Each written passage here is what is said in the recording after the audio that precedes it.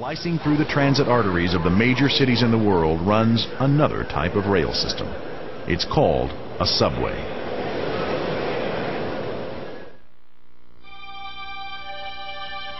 The Toronto Transit Commission, or TTC, has one of the most modern transportation systems in the world. Its subways and commuter trains had never had a fatal accident in its 42-year history until August 12, 1995. 6:02 p.m., the end of a workday. It's the second day on the job for the rookie driver of Run 35. He pulls out of St. Clair West Station and heads underground south to DuPont Station. Suddenly, a stopped train appears directly in front of Run 35. There is nothing the driver can do.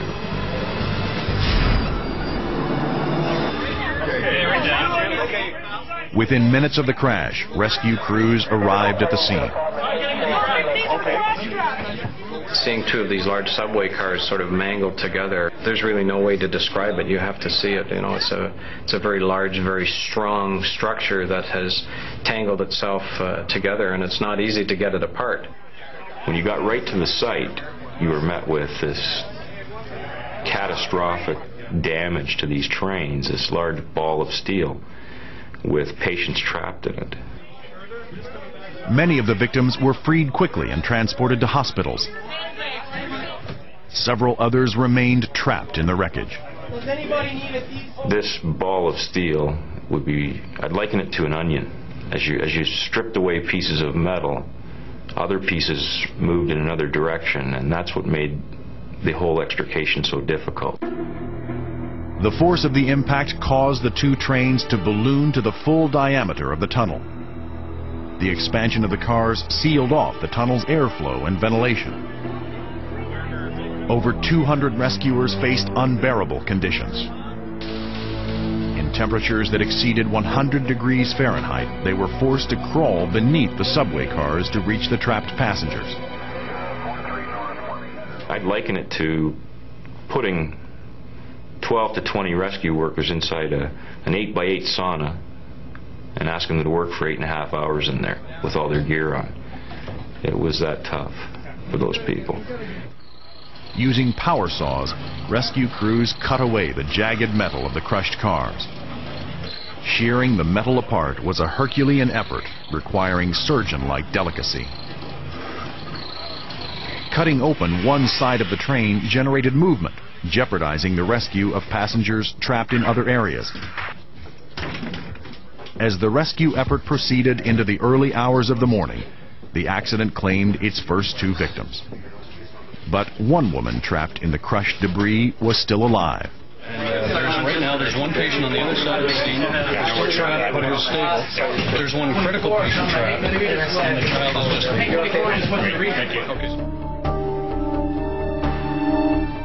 Rescue crews worked feverishly in the cramped conditions to free her.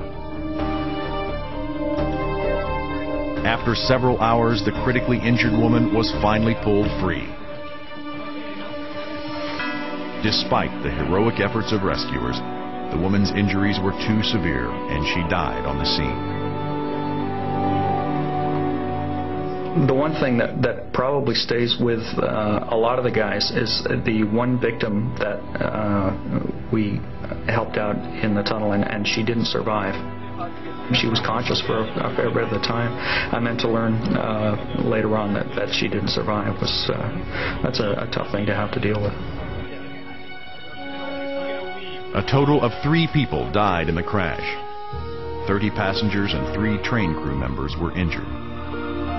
The cause of the accident? A series of errors leading to a system-wide breakdown.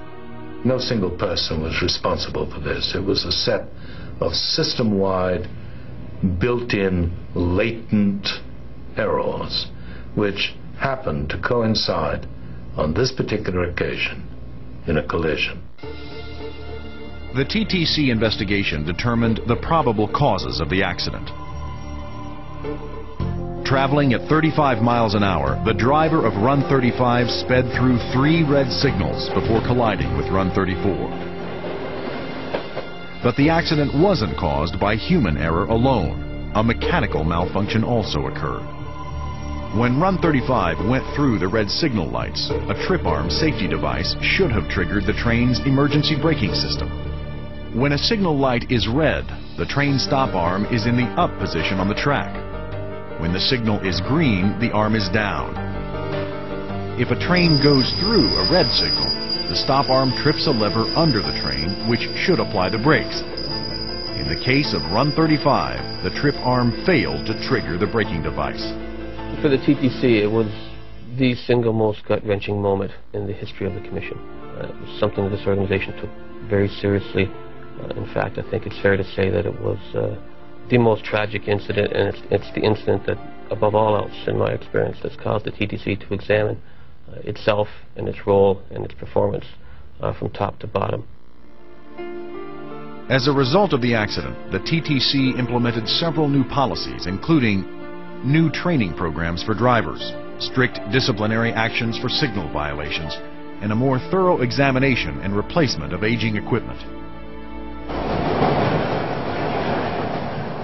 While runaway subway and other passenger trains command attention because of the potential loss of life, they're not the only source of danger on the rails.